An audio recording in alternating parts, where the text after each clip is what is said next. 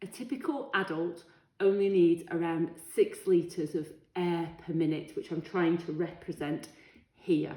Unfortunately, a lot of us overbreathe in modern society. I'm going to describe a study which involves asthma patients, and at the beginning of the study, these individuals were breathing around 14 litres of air per minute. So I'm trying to represent this on here with, I've measured out water and it's a bin, it's not lungs. But as you can see, these individuals at rest are shifting 14 litres of air in and out of their airway. So that's that tube in the neck. It's flexible and collapsible at this point. Can you imagine the effort and strain of shifting this amount of air in and out every minute compared to this, which the human body only needs?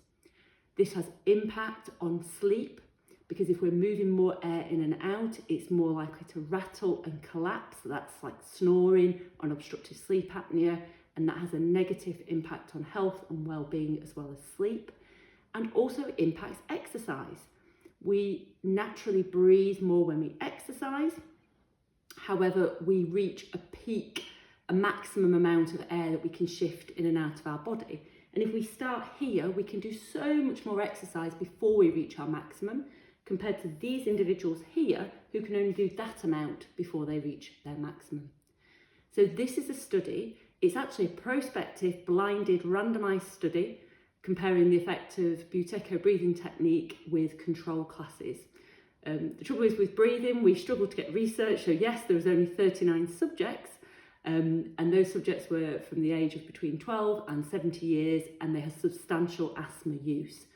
The Buteyko Breathing Technique group were taught exercises where at different points they underbreathe to try and correct their overbreathing.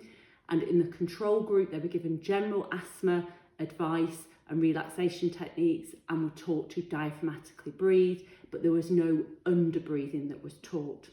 So those in the control group were breathing 4.2 litres per minute at the beginning, and after 12 weeks, they were down to 13.3 litres per minute.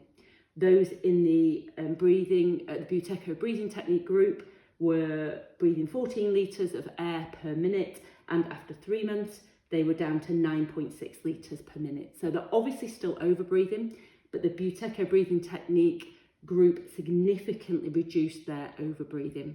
And I am a Buteyko Breathing Technique practitioner, and I've seen personally and with others the impact of normalising your breathing volume and how that helps sleep, exercise tolerance and feeling calmer.